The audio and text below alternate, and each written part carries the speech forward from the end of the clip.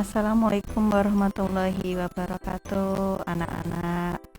Semoga kita selalu dalam keadaan sehat dimanapun kita berada ya, amin. Baik, hari ini materi kita sesuai dengan AKPD kalian. Prioritas pertama kita yaitu kecerdasan IQ, EQ, AQ, CQ, dan SQ dalam belajar. Baik, kita mulai.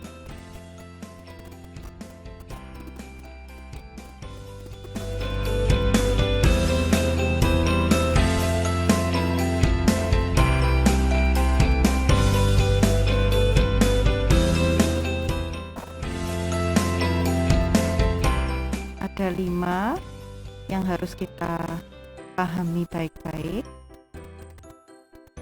Untuk pertemuan kali ini, Bunikan akan membahas kecerdasan sampai nomor 3 saja. Nanti nomor 4 dan 5 saya akan membahas di pertemuan berikutnya. Maka yang saya bahas hari ini adalah IQ, yaitu Intelligence Quotient, EQ, Emotion Quotient, dan AQ, Adversity Quotient. Seperti apa bentuk-bentuknya, pengertiannya? Mari kita bahas bersama.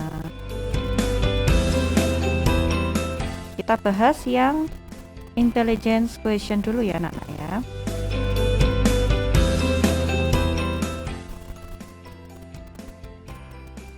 Baik, sebelum itu mari kita pahami dulu apa itu kecerdasan intelektual atau yang kita kenal dengan IQ, yaitu syarat minimum kompetensi. Intelijensi diartikan sebagai keseluruhan individu untuk berpikir dan bertindak secara terarah serta mengolah dan menguasai lingkungan secara efektif. Ini menurut pakar yang bernama Martin Pali, yaitu pada tahun 93. Jadi dia mengidentifikasi atau mengartikan kecerdasan intelektual itu sebagai syarat minimum kompetensi. Sedangkan menurut Alfred Binet pada tahun 1964 mempercayai bahwa kecerdasan itu bersifat tunggal dan dapat diukur dalam satuan angka yang disebut Intelligence Quotient atau IQ. Namun dengan berjalannya waktu, banyak penelitian yang dilakukan dan berkembangnya ilmu ya, sehingga muncul pakar yang bernama Gardner, yaitu pada tahun 94, yang mengatakan ya, yang menemukan bahwa ada multiple, yang istilahnya itu multiple intelligence atau kecerdasan majemuk. Kecerdasan itu tidak hanya satu yang kita kenal dengan IQ pada awalnya, namun secara berjalannya waktu ada penelitian berkembang menjadi 8 atau yang kita namakan multiple intelligence. Apa saja 8 kecerdasan itu yang bisa dikembangkan? Yang pertama adalah kecerdasan linguistik atau word smart, yaitu cerdas berbahasa. Nah, cerdas berbahasa jadi dia bisa mengolah kalimat-kalimat menggunakan bahasa yang baik dan benar. Cerdas dalam dia memahami bacaan, memahami maksud atau kalimat yang diutarakan orang lain, itu namanya cerdas berbahasa atau linguistik. Yang kedua adalah kecerdasan matematik atau matematik logis ya, number smart atau cerdas angka. Mungkin bisa mengolah dalam angka-angka atau memahami dalam kalimat yang ada unsur angka atau matematik logis. Yang ketiga, kecerdasan spasial atau cerdas gambar. Nah, ada juga yang pandai atau memiliki kemampuan dalam hal kecerdasan pada gambar.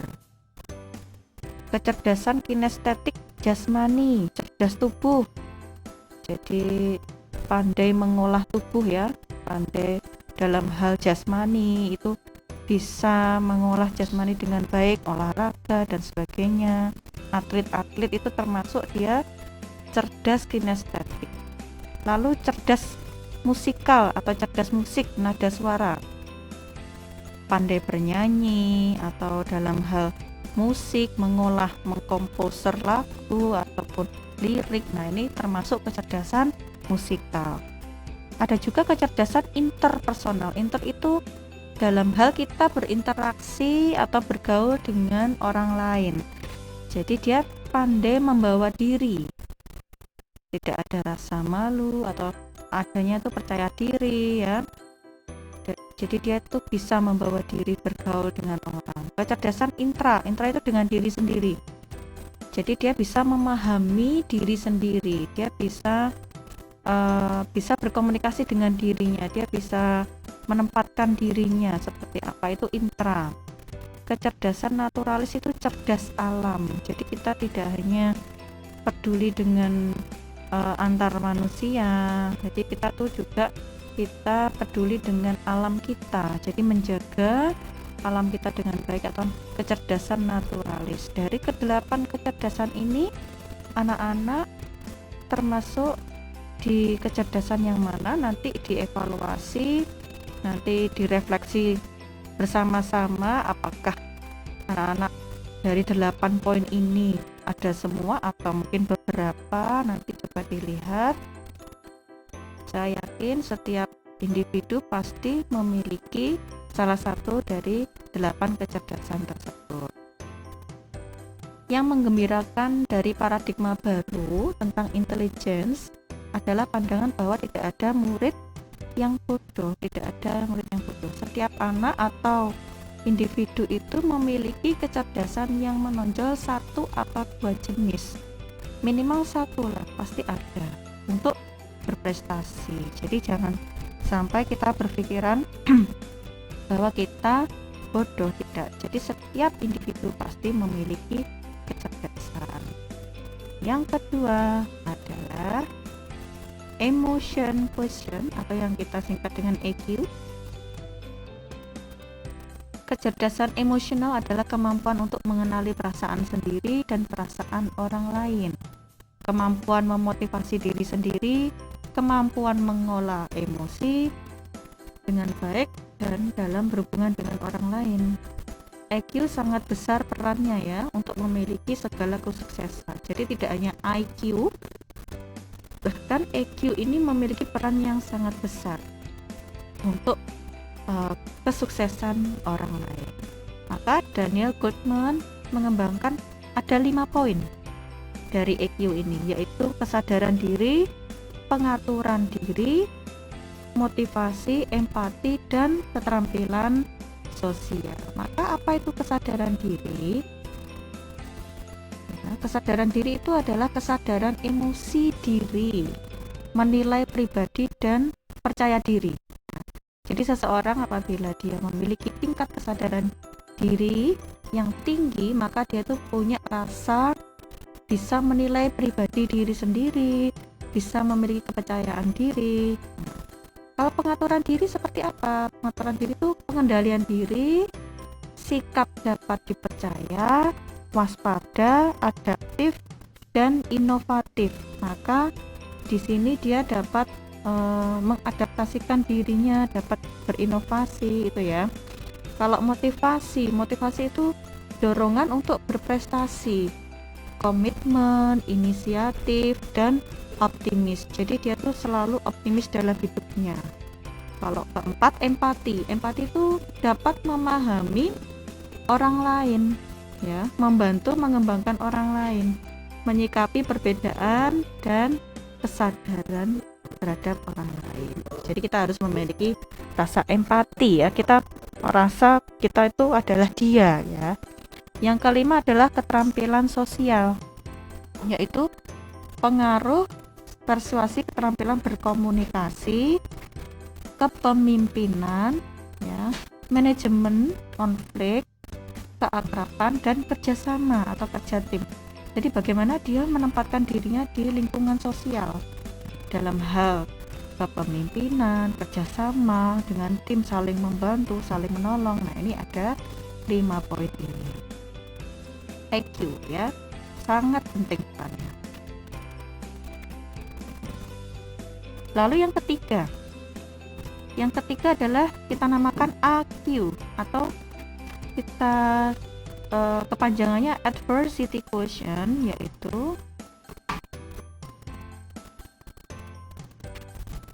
kemampuan atau kecerdasan seseorang untuk dapat bertahan menghadapi kesulitan-kesulitan dan mampu mengatasi tantangan hidup. Maka Paul Gestalt, ya, penemu teori ini, ada tingkatan, yaitu 3 tingkatan yang kita namakan dengan tingkat quitters. Yang pertama itu adalah orang-orang quit, dari kata-kata quit itu berhenti, orang-orang yang berhenti. Kalau campers itu orang-orang yang dari kata-kata camp atau kemah, ya, orang-orang yang berkemah. Yang ketiga adalah climbers, orang-orang yang mendaki. Maka dari kata-kata quit ini adalah tipikal orang yang paling memiliki kelemahan pada IQ-nya. Jadi ketika menghadapi berbagai kesulitan hidup, mereka berhenti dan langsung menyerah begitu saja.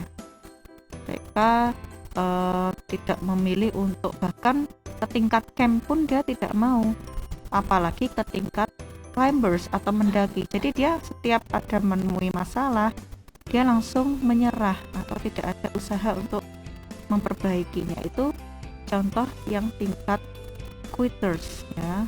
Apabila mereka merasakan ada penderitaan atau mungkin permasalahan, dia langsung menyerah begitu saja.